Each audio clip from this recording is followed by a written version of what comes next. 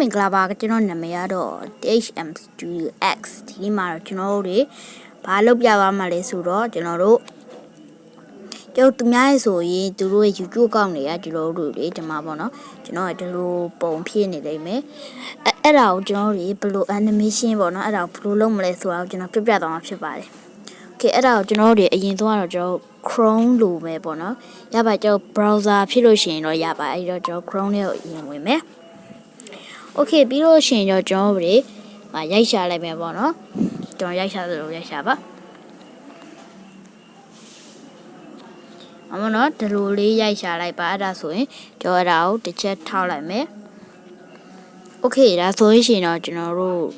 ပေါ့နော်တွေ့ပြီOkay ဒီမှာဆိုရင်တော့ကျွန်တော်တွေ့ပြီ Okay အဲ့ဒီ link ကိုကျွန်တော်တစ်ချက်ထောက်လိုက်မယ် Okay Okay အဲ့ဒီ link ကိုကျွန်တော်တို့ဝင်လိုက်ပြီဆိုရင်တော့ကျွန်တော်ဒီလိုလေးပေါ်လာပါလိမ့်မယ်အဲ့ဒါဆိုကျွန်တော်အောက်ကိုနည်းနည်းဆွဲကြည့်လိုက်မှာပေါ့နော် Okay အဲ့ဒါဆိုရင်ကျွန်တော်ဒီလိုလေးတွေ့ပါလိမ့်မယ် Okay ကျွန်တော်တို့အမှကိုကြိုက်တဲ့ photo ပေါ့နော်အမှကိုယ့် skin လေးထည့်ရမှာဖြစ်ပါတယ်အဲ့ဒါကျွန်တော်ကတော့ဒါလေးကိုပဲယူလိုက်မယ် Okay အဲ့တော့ပြည့်တဲ့တို့ကြိုက်တာရွေးလို့ရပါတယ် Okay ကျွန်တော်ခဏတော့စောင့်ပြလိုက်မယ် Okay ကျွန်တော်ဒီလိုလေးပေါ်လာပြီဆိုရင်တော့ကျွန်တော်တို့အောက်မှာ clock လေးရှိရပေါ့နော်အဲ့ choose skin ကိုနှိပ်လိုက်ပါဗျပြီးလို့ရှိရင်ဒီမှာပေါ့နော်ဒီလို